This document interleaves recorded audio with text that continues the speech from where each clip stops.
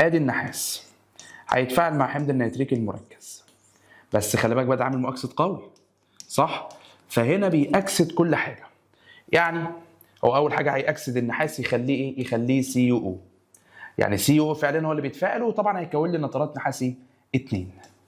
وطبعا هيكون لي ميه زي ما كنا عاملين، بس خلي بالك بقى ال NO ده هيتأكسد بواسطه الاكسجين اللي جاي من حمض النيتريك. ما انا قلت لك يا حبيبي، قلت لك ايه؟ قلت لك ان هو عامل مؤكسد قوي، يعني هو بينحل في درجه حراره اعلى من 100 من كون الاكسجين اهو. يعني بص المعادله بتاعت ديت اهو، شايف حمض النيتريك؟ تعالى سخنه بس درجه حراره اعلى من 100، هيتفكك عند سيادتك ليه؟ لميه، تمام، ولثاني اكسيد نيتروجين والاكسجين.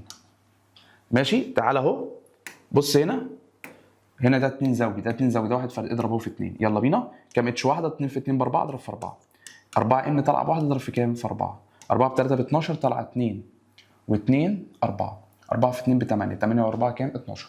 ماشي؟ فهنا هيعمل ايه؟ هيأكسد اهو ال NO ل NO2، ثاني اكسيد النيتروجين، غاز لونه بني محمر.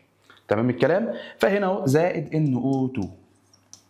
اوزن بقى كده معايا، يلا بينا. بص هنا ده 2 زوجي، 2 في 3 ب 6 زوجي صح؟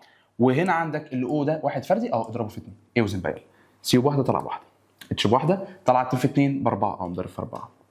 4 ان طلع 2، فاضل لي كام من 4؟ 2 اهو، مضرب في 2 عشان مش عايز ابوظ وزن النحاس وكده. كام او؟ 4 في 3 ب 12، طلع 2 في 3 ب 6 و2 8. 2 في 2 ب 4، 4 و8 12.